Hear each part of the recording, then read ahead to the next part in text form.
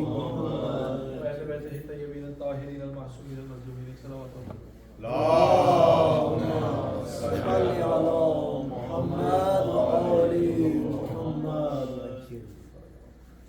جب اسیران کربلا کا قافلہ شام کے دروازے سے پہنچا، جو اصل دمشق کا شہر ہے اس کے دروازے تک پہنچا، تو وہاں ایسا منظر تھا جیسے کوئی عید کا دن ہو، کوئی فیسٹیول ہو. اس طرح سے لوگ تیار تھے، اس طرح سے شادیاں بجائے جا رہے. اللہ کے رسول کے صحابی ہیں سہل ابن سعد ساری، وہ اس وقت دمشق میں قیام پذیر، کہیں باہر گئے ہوئے تھے، کچھ عرصے بعد دمشق واپس آئے. جس دن اسیران کربلا کا قافلہ شام پہنچا، اسی دن سہل بھی واپس شام. سہل نے منظر دیکھا، ان کو سمجھ نہیں آیا کہ کیا ہوا. انہوں نے کسی سے پوچھا کہ آج کیا دن، کیا آج عید کا دن، مجھے اتنی دیر ہو گئی. تو کسی نے کہا نہیں، آج باغیوں کو جن کو قتل کیا تھا ان کا لٹا ہوا قافلہ یہاں پر آیا. سہل کو سمجھ نہیں آیا، پوچھا کہ کون تھے باغی. کسی نے کہا حسین ابن. اب سہل کو اپنے کانوں پر یقین نہیں آیا کہ میں نے کیا سنا. کہتے ہیں کچھ دیر میں نے دور سے نیزے پر ایک سانحہ دیکھا، جس کو دیکھ کر مجھے لگا جیسے رسول اللہ کا سر. کہتے ہیں مجھ سے دیکھا. پھر سہل کہتے ہیں کہ میں نے دیکھا کہ آہستہ آہستہ کچھ لوگ، بچے، عورتیں آتی جا رہی، اور ایک اونٹ پر ایک جوان بیٹھا ہوا جو ہتھ کڑیوں اور بیڑیوں میں جکڑا ہوا، اور جس کی گردن سے باقی بچے بندھے ہوئے.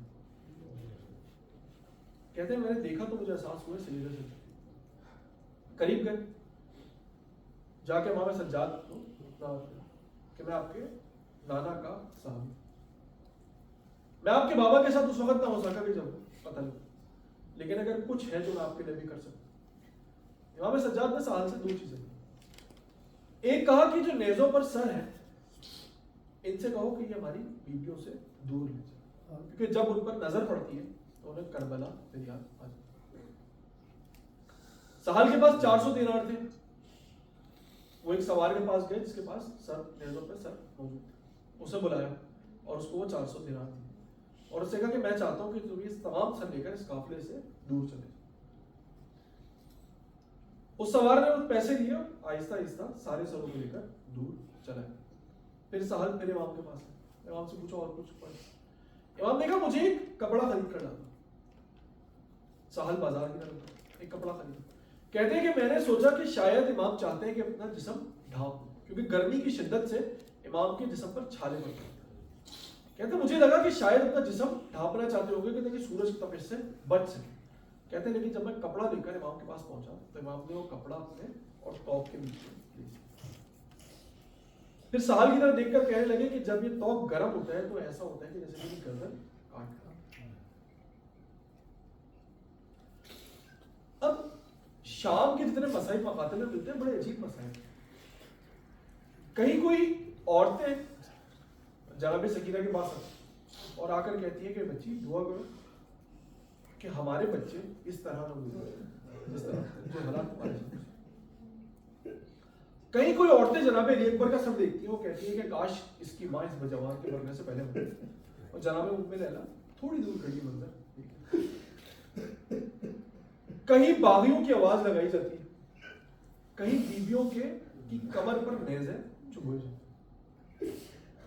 امام سجاد سے کسی نے پوچھا کہ آپ کو سب سے زیادہ تکلیف کہاں ملی؟ امام نے کہا شام. کسی نے پوچھا کیا وجہ؟ امام نے کہا دو باتیں ایسی تھی جو شام میں بہت دکھ پہنچا. کسی نے پوچھا کیا؟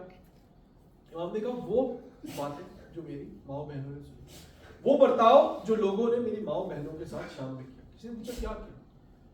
امام نے کہا کہ جس کے ہاتھ میں پتھر تھا وہ پتھر مارا،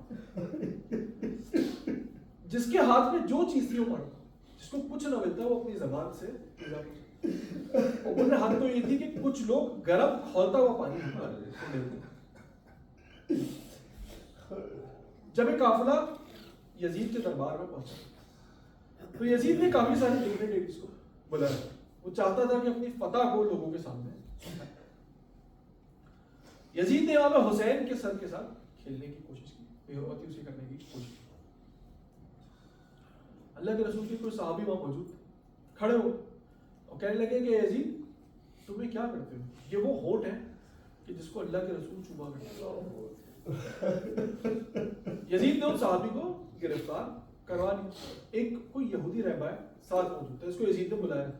جب اس نے یہ سنا تو اس نے یزید سے پوچھا یہ کون ہے جس کا سر سب کے سامنے پیش کیا؟ یزید نے کہا ایک باغی ہے. اس نے کہا میں اس کا نام کو جاننا چاہتا ہوں. اس نے کہا حسین. اس نے کہا حسین کون؟ اس نے کہا حسین ابن علی. اس نے کہا یہ علی وہی علی ابن ابی طالب ہے. بولا. اس نے کہا اچھا اس کی ماں کون ہے؟ اس نے کہا فاطمہ. اس نے کہا فاطمہ کون؟ اس نے کہا فاطمہ بنت محمد.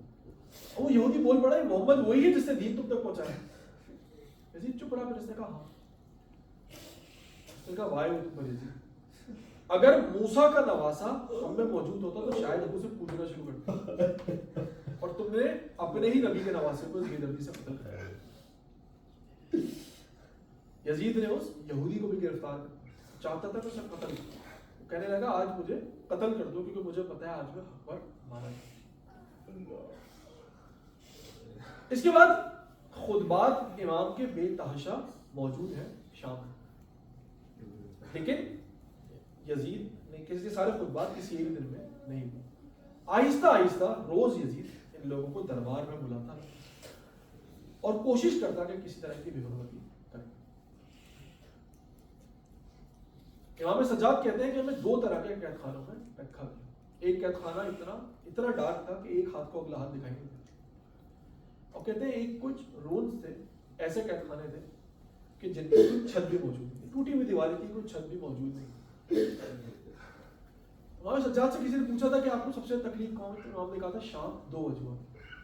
پہلی وجہ جو میری ماں بہنوں کے ساتھ, دوسری میری چھوٹی بہن کے سوالوں نے. کسی نے پوچھا کیا سوال؟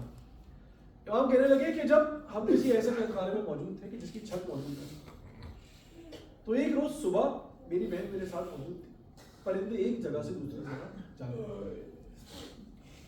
میری بہن رونے پوچھنے لگی مجھ سے کہ بھیا پرندے کہاں جا رہے ہیں؟ میں نے کہا اپنے گھروں سے کھانا ڈھونڈنے کے لیے یہ پرندے. کہنے کہ شام کو پرندے پھر واپس آنے لگے.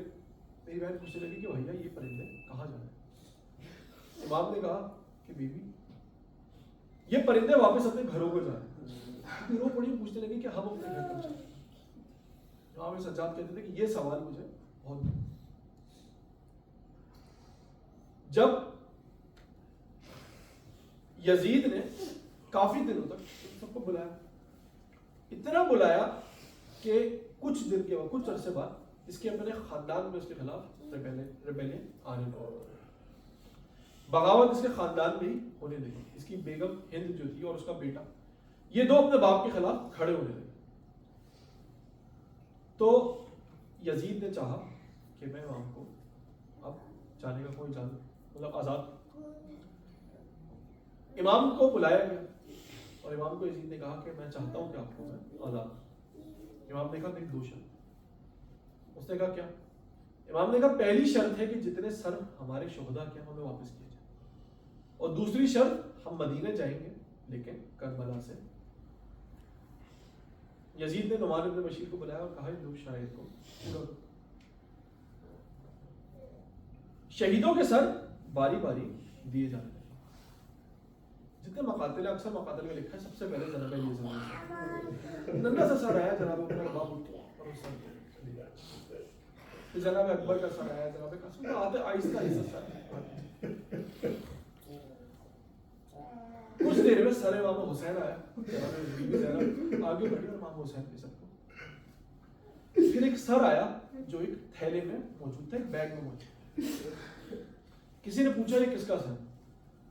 کہا یہ حضرت عباس, جو نیزے پر نہیں رکھتے, کیونکہ جب نیزے پر رکھتے ہیں تو یہ سر پیچھے سے کھل جاتا.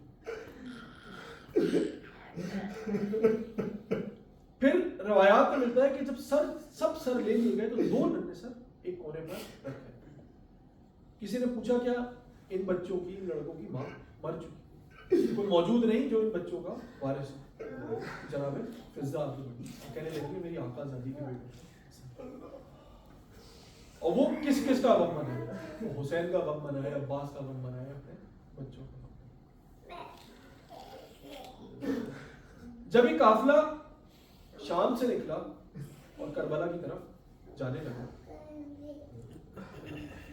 تو اس وقت جابر بن عبداللہ الانصاری امام حسین کی کے روزے کی زیارت کی نیت سے کربلا میں موجود. جابر اندھے تھے، اپنے ساتھ ان کا ایک ساتھی ہمیشہ ہوا کرتا تھا، عطیہ لوفی. جناب عطیہ کہتے ہیں کہ جب جابر کربلا کی زمین پر پہنچے تو قبر امام حسین سے پہلے اپنے آپ کو زمین پر گرا لیا اور عطیہ سے کہا کہ مجھے قبر سے پہلے نہر القما لے جاؤ تاکہ میں غسل کر سکوں. دریا کنارے کا غسل کیا، کپڑے بدلے اور پھر امام حسین کے روزے کی زیارت کے لیے آنے لگے. امام حسین کے روزے کے قریب پہنچ کر رک گئے اور زور زور سے پکارنے لگے یا حسین یا حسین. پھر روتے ہوئے کہنے لگے کہ یا حسین، اپنے محبوب سے کوئی اس طرح پیش آتا ہے کہ میں آپ کا نام پکار رہا ہوں اور آپ میرے نام کا جواب بھی دیجیے. پھر کہنے لگے کہ حسین آپ جواب کیسے دیں کہ جب آپ کی شہرت کو کاٹ دیا جائے، آپ کے سر کو آپ کے بدن سے جدا کر دیا.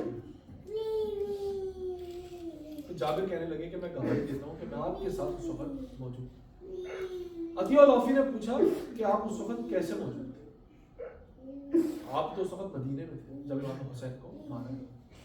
تو عطیہ کہتے ہیں کہ میں نے اللہ کے رسول سے سنا تھا، اور جابر کہتے ہیں عطیہ کو کہ میں نے اللہ کے رسول سے سنا تھا کہ جو بھی حسین کی قبر کی زیارت کو آئے گا وہ ایسے ہی ہے جیسے حسین کے ساتھ ہر جگہ.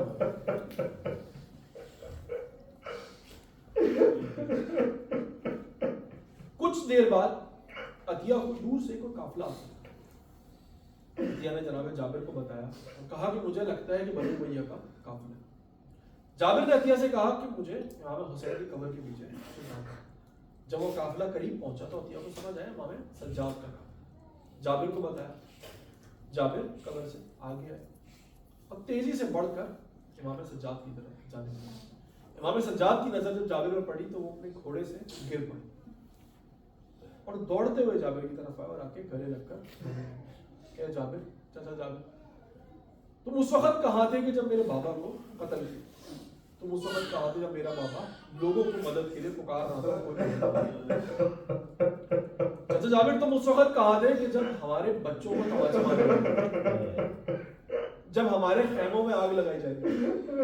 چچا جابر، تم اس وقت کہاں تھے جب میرے بابا کے سینے پر شمر بیٹھے ہوئے کاٹ؟ چچا جابر، تم اس وقت کہاں تھے جب میرے بابا کے لاشے پر گھوڑے دوڑائے گئے؟ اس کے بعد امام سجاد نے ایک ایک کر کر تمام سر کو ان کی قبروں میں جسموں کے پاس رکھنا شروع. پھر روایات میں ملتا ہے کہ سب سے آخر میں امام حسین علیہ السلام کی قبر کے پاس اس کو کھولا اور سر کو امام حسین کے برابر چاہتے تھے کہ قبر بند کریں، لیکن قبر سے ان کو آواز محسوس کہ اصغر کو میرے سینے پر لٹاؤ اور ایسے لٹاؤ کہ اس کی گردن میرے گردن سے کیونکہ اصغر کو لگے تیر کی گرمی میں آدمی محسوس کر سکتا. روایات میں ملتا ہے کہ جس وقت امام سجاد امام حسین کے قبر پر جناب اصغر کو لٹا رہے تھے، جناب زینب اس وقت مولا عباس کی قبر پر موجود روتی آتی اور کہتی تھی کہ عباس، میں اکیلی تھی، میں اس وقت تنہا تھی کہ جب ظالم ہمارے خیموں کی طرف آئے. عباس میں کھڑی دیکھ رہی تھی سکینہ کو تماچے لگائے گئے. عباس میں کچھ نہ کر سکی جب اس کے گوشوارے چھینے. عباس میں بیوی وہ کہتی تھی کہ جب تک میرا عباس زندہ ہے تمہاری چادروں کو کوئی کچھ لیکن عباس تمہارے جانے کے بعد سب کچھ لٹ. پھر بی بی امام حسین کی قبر کی طرف آئی اور روایات میں صرف ایک ہی جملہ ملتا ہے کہ بی بی روتی جاتی ہے امام حسین سے کہتی رہتی ہے کہ بھیا تم نے مجھے ایک امانت رکھنے کو کہا اور میں اس بچی کو شام میں چھوڑ. انا للہ و انا الیہ راجعون.